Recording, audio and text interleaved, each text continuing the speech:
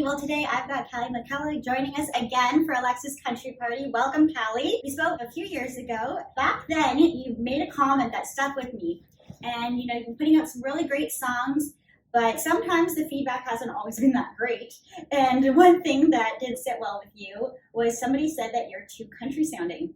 Have you still gotten that since then? Well, actually, this year they said I was too bluegrass. But it's a fun ride. Yeah, this year it was too bluegrass. Last year it was too country.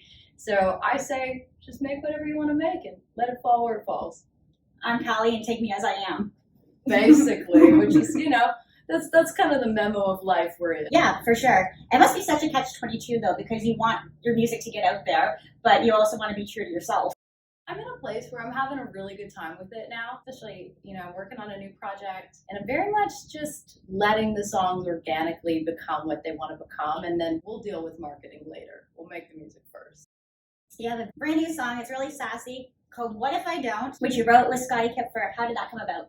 Well, I was home during the COVID years for a few months here and there, taking some breaks from Nashville, and I started to have a lot of people around me bring up the baby conversation, the ovary conversation, the marriage conversation, because something happens when you turn 30, and that's random people think they could talk to you about your ovaries. It gets really weird. So I was sitting down by the lake, and I was feeling a little rangy about all of those things, and so I picked up my guitar and outspilled the first 3 lines, and so I called up Scotty and I was like, you're gonna have to come over because we've got something to write, and it happened pretty quickly, and it was just me really being like, I think maybe something different for my life. I think that's such a contrast because lately we've been hearing a lot of songs about people wondering when it's gonna happen, and you're the complete opposite. Well, I really feel like this song and any song, it's a moment. It's a time stamp of one feeling in life. At that exact moment, I had ended a relationship and I thought to myself, hey, my next few years might look really different than I thought they would.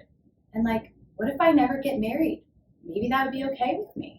What if I never have babies? Maybe I'd be okay with that. There was this dialogue of oh, you're 30, are you gonna be okay? It was very I'm 30. I have 60, 70, 80 years ahead of me if I'm lucky. I really just wanted to write something that was really fun and freedom loving, to say, if you're in that moment, you're enjoying being single, or you're just enjoying, chasing a dream or traveling or aging with grace, that don't let anybody knock that for you. Wise words there. Gotta remember those, because I'm the complete opposite. I struggle with that. Well, what are you gonna do? You're gonna get older or you're gonna die. So getting older is exciting, right? Was that something that you always felt, or did you ever have anxiety over birthdays and stuff? I think 25 was interesting, because you thought, the time I'm 25, because you remember when we watched TV, we'd watch Friends, right? And they seemed so adult, right? Their lives were completely together at that age. After 25, I just you know what? This is great, because every year I get a little less dumb. Well, I thought that we could play a fun game. Okay. And it's called What If I Don't? Okay. But it's going to be in the mindset of if you were dating. Is it a drinking game? No. I'm not that creative. Okay. How would you react to the situation? Okay. What if I don't put the toilet lid down? You get 1 free pass, and after that it's a conversation. Okay. What if I don't have social media? That's great. That's not a red flag at all? No, that's a dream. Why? So I feel if I wasn't in, this career, I probably wouldn't have social media. I'd just be planting my flowers and painting pictures and being a little hippie. So I'd be okay with that. If they were a normal person, if you meet them and they're lovely and they're just yeah, it's not for me, I'm into that, 100%. Alrighty, good answer, because I've heard some people talk about that a lot on podcasts, and they're really torn, and I think I'd be torn myself. I wouldn't want to roll it out, but I also think that's a little red flag-ish. I think too full of themselves. I think no social media is better than the really scary troll guy with one creepy photo.